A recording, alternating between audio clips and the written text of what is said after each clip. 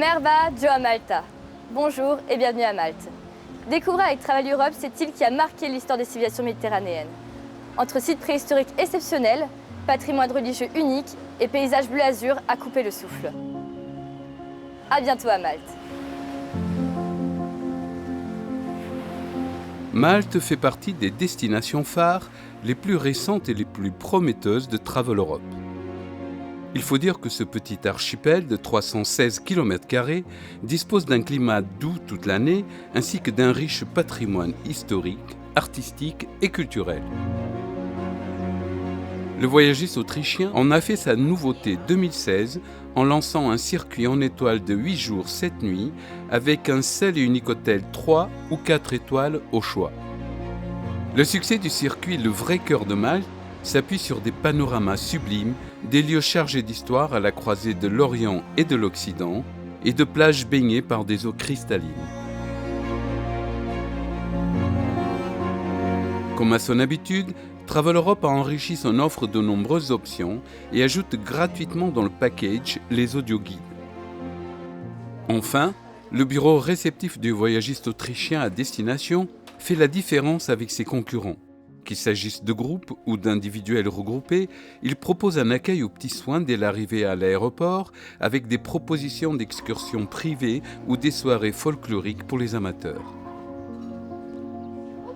Le personnel francophone Travel Europe sur place ou au siège social à Stans en Autriche est toujours disponible pour régler les précisions techniques ou logistiques de vos clients à toute heure. Très facile d'accès à partir de la France. On voit énormément de choses en très peu de temps et la destination est très culturelle. Il y a énormément de sites. Il y a eu donc toutes les civilisations qui ont dominé la Méditerranée se sont installées donc sur l'île et donc tous ont laissé un vestige, ce qui fait donc la richesse aussi de la culture. Donc les gens peuvent profiter de leur séjour directement. On a été très bien accueillis et c'est une destination franchement très agréable et des sites phénoménaux, quoi. L'architecture, c'est surprenant. Et de voir ces magnifiques monuments et citadelles, c'est franchement très très agréable.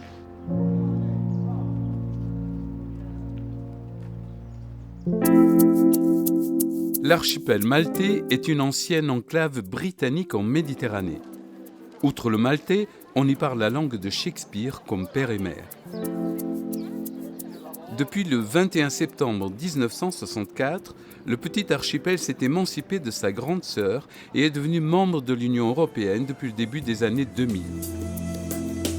La République de Malte se compose de 8 îles, dont 4 sont habitées. Il fait bon vivre dans ce micro-État de moins de 500 000 habitants avec son climat tempéré et sa convivialité méridionale. Si on peut voir, on a vraiment une façon de vivre très relaxe. On se sent en sécurité, on peut sortir n'importe où, n'importe quelle heure, même le soir seul, c'est vraiment donc idéal.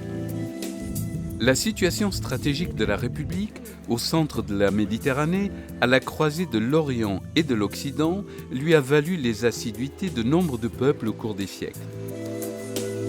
De ces visites plus ou moins envahissantes, le pays en a gardé nombre de vestiges antiques, comme le temple de Al-Saflieni ou celui de Gantia. Mais l'événement qui a marqué à jamais l'histoire et la culture de Malte est incontestablement l'installation des moines soldats de l'ordre de Saint-Jean de Jérusalem. Chassés de Rhodes en 1530, après la perte des États latins d'Orient, ils prennent le nom de l'ordre des chevaliers de Malte et y régneront sans partage jusqu'à la fin du XVIIIe siècle. C'est par La Valette, capitale de l'archipel, mais aussi capitale européenne de la culture pour l'année 2018, que nous allons démarrer notre tour Le Vrai Cœur de Malte. La ville va être érigée à partir de 1566 sous l'impulsion des grands maîtres de l'ordre hospitalier de Saint-Jean de Jérusalem et en particulier du grand maître français Jean de La Valette. La richesse architecturale de la cité n'a d'égal que la toute-puissance de ses seigneurs. Richesse distinguée par l'UNESCO qui récompense quelques 320 monuments rassemblés sur une superficie d'à peine 55 hectares. Le site le plus beau, évidemment, est la capitale, La Valette, une magnifique ville de style baroque aujourd'hui, qui a été construite par les chevaliers avec une densité de bâtiments baroques vraiment importante. Parmi le foisonnement de chapelles et cathédrales, mention spéciale à la co-cathédrale Saint-Jean datant du XVIe siècle. On y trouve les tombes des preux chevaliers, mais aussi et surtout 2 chefs-d'œuvre du Caravage, un peintre français qui avait eu maille à partir avec la justice en France et avait trouvé refuge sur l'île.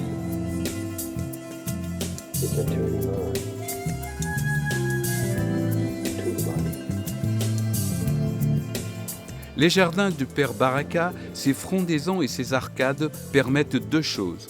Tout d'abord, de s'abriter des ardeurs du soleil et ensuite de profiter d'un panorama unique sur le port, la Valette et les 3 cités. C'est dans ces jardins qu'un coup de canon retentit symboliquement chaque jour à midi pour célébrer divers événements et fêtes religieuses. Nous voici arrivés au centre historique. Au bout de la rue des Chevaliers, on aperçoit le palais des grands maîtres. Massif et imposant, ce bâtiment qui a des airs de palais des papes abrite des tableaux, des sculptures et des fresques remarquables. À noter aussi sa collection d'armes particulièrement riche.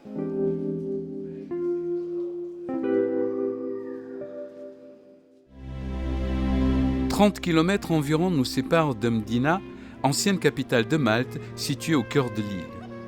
En 1693, un terrible tremblement de terre en Sicile touche aussi Mdina et terrasse nombre d'édifices.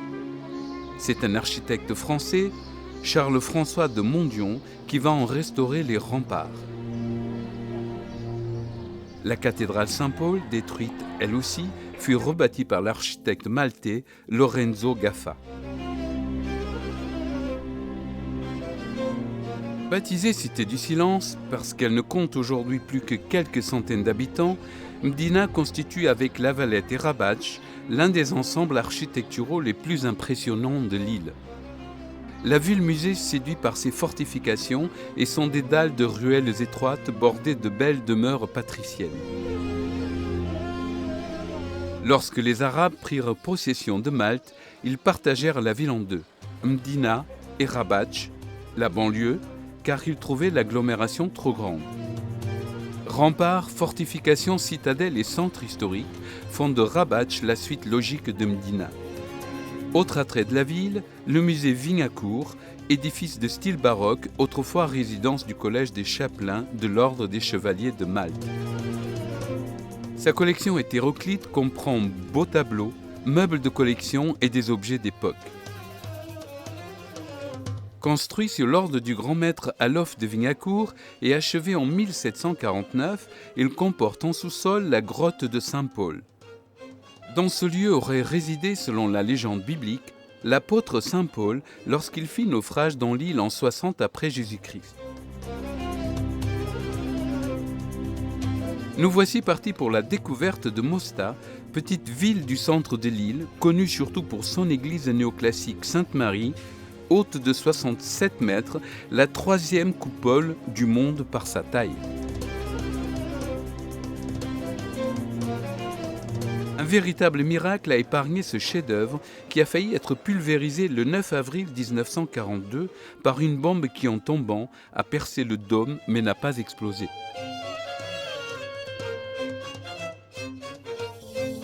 Notre prochaine étape se trouve à 40 km de là, à l'embarcadère de Sirkeva. Une traversée de 20 minutes suffira pour nous conduire sur la petite île de Gozo, paradis de la plongée et lieu connu depuis la plus haute antiquité. Nous mettons alors le cap sur Djeroabé, un site époustouflant de beauté naturelle. Il comprend Fungus Rock, un énorme rocher cylindrique isolé à l'entrée de la baie, mais aussi une véritable mer intérieure qui communique avec la Méditerranée grâce à une ouverture naturelle.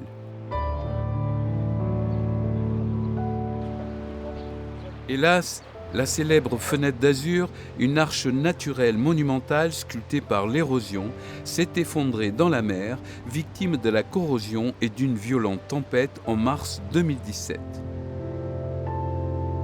Mais Gozo recèle encore de multiples attraits pour les visiteurs avec ses 2 temples mégalithiques de Gantia, Asgara, qui sont parmi les plus anciens lieux de culte au monde érigés par la main de l'homme.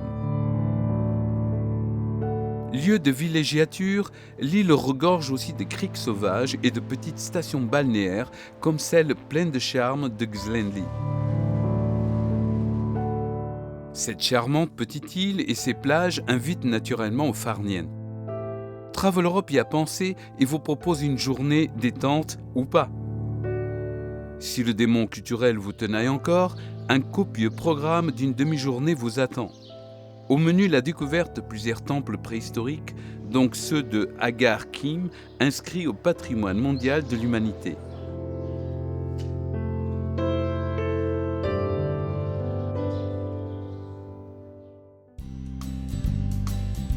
Le lendemain, une petite balade d'une trentaine de kilomètres en autocar nous emmènera jusqu'aux majestueuses falaises de Dingli. Le magnifique cadre et la beauté sauvage des lieux vous séduiront à coup sûr.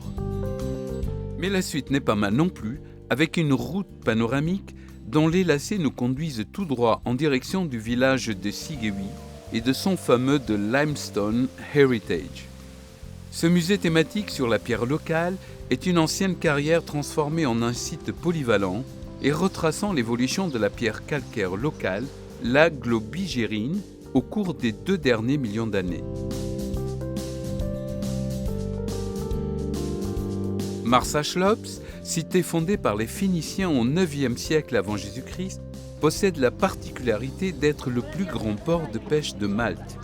On peut y admirer notamment une flottille impressionnante de louzous, ces barques aux couleurs vives, véritables symboles de l'île.